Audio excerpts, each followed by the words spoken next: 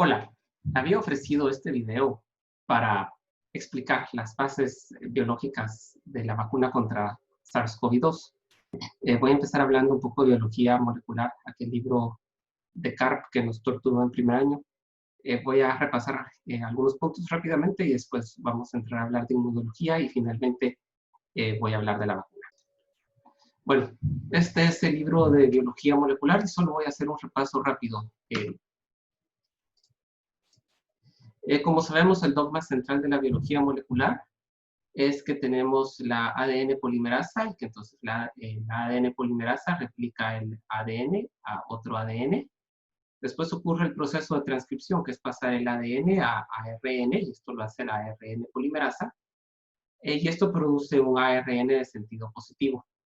El ARN de sentido positivo sufre un proceso de traducción que ocurre en el ribosoma, y el ribosoma básicamente lo que hace es que une el ARN de transferencia que tiene un nucleótido y un aminoácido, y con una reacción química produce la proteína. Estos ribosomas pueden hacer su trabajo en solución en el citosol, o lo pueden hacer anclados al retículo endoplásmico rugoso.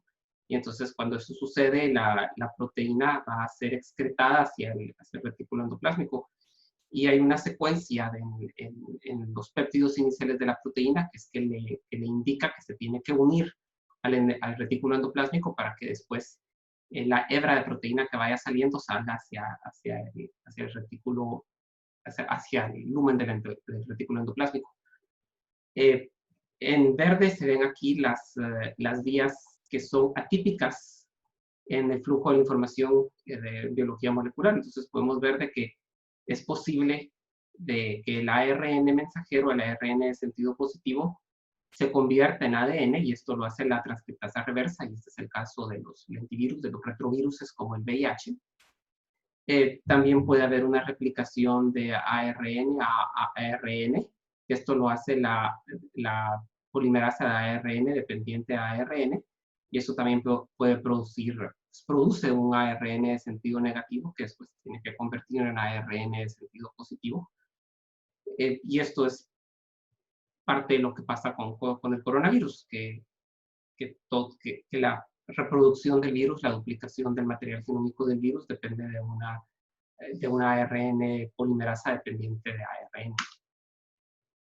Entonces aquí estamos el retículo endoplásmico rugoso, y entonces podemos ver cómo el ribosoma se tiene que unir a ciertos receptores del retículo endoplásmico para que la proteína se secrete adentro del retículo endoplásmico.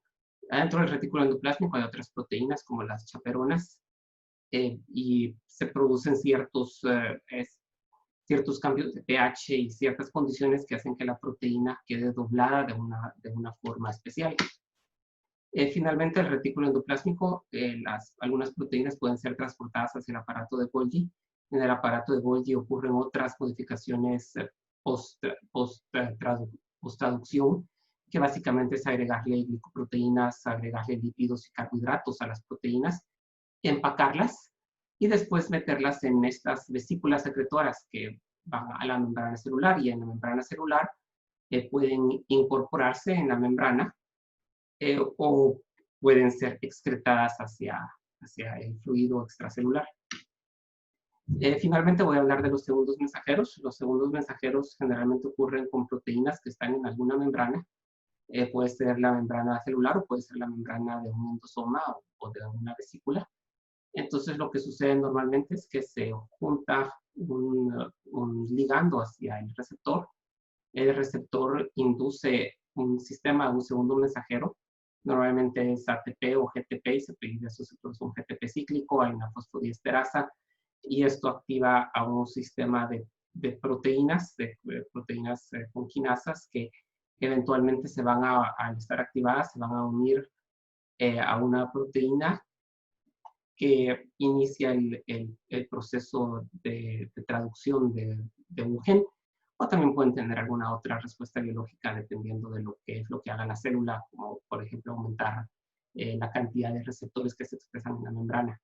Y pues para mayor detalles, pues habrá que leer el libro de CARP, pero menciono esto porque cuando vamos a hablar de receptores inmunes y de cómo funciona el sistema inmune, es importante conocer de que cada vez que una molécula se une a un receptor, potencialmente está activando un sistema de segundo mensajero.